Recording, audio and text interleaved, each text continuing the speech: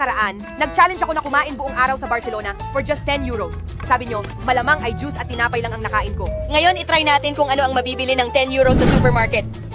Nakarating na ako sa mall. Lalaman kong ang mga bagay na ito ay gusto ng mga bata.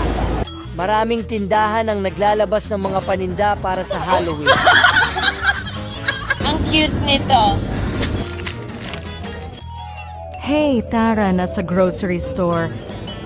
Ano sa tingin mo ang mabibili mo ngayon? Sa tingin ko walang problema sa gatas at gulay. Pero sa karne mukhang okay naman. Masama tayong tingnan kung ano ang mga mabibili niya. Ang laki nitong tinapay for 2.69 euros. Ito ay 3.69 euros. Ilang piraso? 6. Magkano ang binayaran mo mong nakaraan? 1. Almost twice ang presyo. Ang chips ay 2.49 euros. Ang fried chicken nuggets ay 2.15 euros at itong potato ball ay isang local specialty dito. Ang box pizza ay halagang 2 hanggang 4 euros. Itong Häagen-Dazs ay mas mura dito kaysa sa China. Sa tingin niya ay magiging very productive siya ngayon araw. Ipakikita ko sa inyo ang presyo ng prutas, gulay at karne. Masyadong malaki ito. Kailangan ko lamang ng pang isang tao. Eto na, nakikita ko itong ginagawa ng mom ko. Hindi ko pa nagagawa ito. Well, ngayon natin gawin. Mukhang seryoso ang pagpili niya. Ano ang basehan mo sa pagpili ng patatas? Ano ang basehan mo sa pagpili ng patatas? Naghahanap ako ng konti ang mga potholes. Tama ang sinabi niya. Maganda rin ito. Kailangan kong balatan ng patatas. Timbangin na natin. Siguraduhin mo ng tama.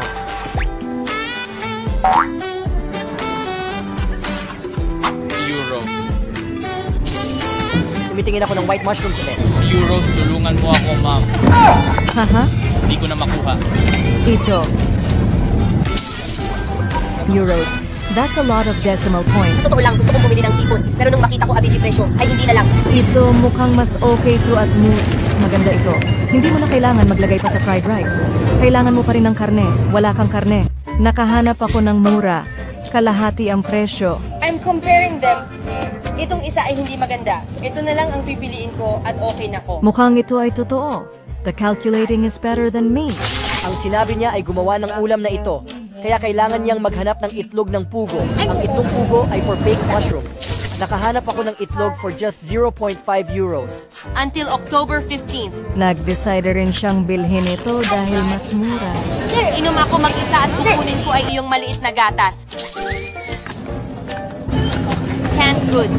Last time na nakatikim ako nito ay sobrang sarap. Sobrang sarap nito. Hindi ko ito nagustuhan. Magkano?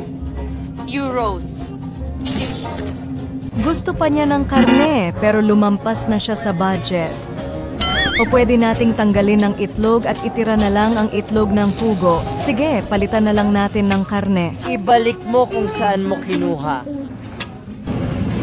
Pwede ko bang gamitin ang mga seasonings sa bahay? At konting kanin. Ang cute mo, paano kung hindi makakapayag? Okay, pwede kang gumamit ng mga seasonings. Magbayad na. Ang bags ay may bayad din. That's pretty good budget, Mark. Experiencing life adds a little more. Sa susunod, ipakikita ko ang mga ito para gumawa ng masarap na ulam